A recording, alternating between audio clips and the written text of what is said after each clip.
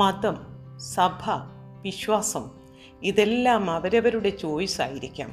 എന്നാൽ മതഗ്രന്ഥങ്ങളിലെ മനോഹര തത്വചിന്തകളും ഉപദേശങ്ങളും ഇക്കാലത്ത് വളരെ പ്രസക്തമാണെന്ന് സാമൂഹ്യ അനുഭവങ്ങൾ നമ്മെ പഠിപ്പിക്കുന്നു. ഇരമ്യാവിൻ്റെ പുസ്തകം 12:13 പറയുന്നു, ഒരു ജഡത്തിനും സമാധാനമില്ല. ജഡസമാനമായി മാറിയ മനുഷ്യനാണ് ചിത്രത്തിൽ.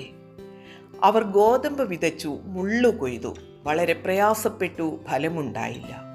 നിങ്ങൾ നിങ്ങളുടെ വിളവിനെ ഓർത്ത് ദുഃഖിക്കും എന്ന് കാണുന്നു.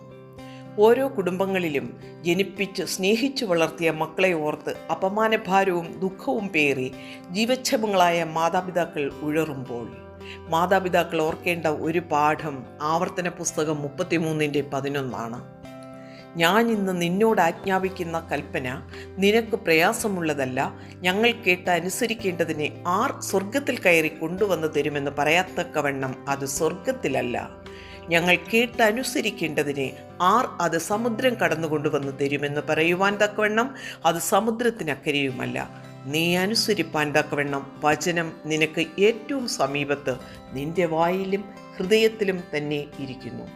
മാതാപിതാക്കളുടെ ജീവിത നിലവാരം ദൃഢമെങ്കിൽ സമാധാനാന്തരീക്ഷം പുലരുവാൻ ഒരു ബുദ്ധിമുട്ടുമില്ല. നമ്മളുടെ മക്കൾ വിവേകമതികളാണോ എന്ന് ശ്രദ്ധിക്കണം. അവർ റോഡരികിൽ നിൽക്കുന്ന വഴിയാത്രക്കാർ ചവിട്ടിയരയ്ക്കുകയും മൃഗങ്ങൾ തലപ്പ് കടിച്ച് നശിപ്പിക്കുകയും ചെയ്യുന്ന ഒരു പാഴ്ചെടിയാകാതെ ആധ്യാത്മികതയുടെയും സ്നേഹത്തിൻ്റെയും വേലികെട്ടി സംരക്ഷിച്ച് തിരിച്ചറിവിൻ്റെ ബോധ്യത്തിലൂടെ സമൂഹത്തിൽ ഇറക്കിവിടണം. അപ്പോൾ ഇരമ്യാവ് പറഞ്ഞ ഒരു ജഡത്തിനും സമാധാനമില്ല എന്ന സ്ഥിതിയിൽ നിന്നും നീതിയും സമാധാനവും തമ്മിൽ ചുംബിച്ചിരിക്കുന്നു എന്ന 85-ാം സങ്കീർത്തനം 10-ാം വാക്യത്തിലേക്ക് മടങ്ങാൻ നമുക്ക് കഴിയും.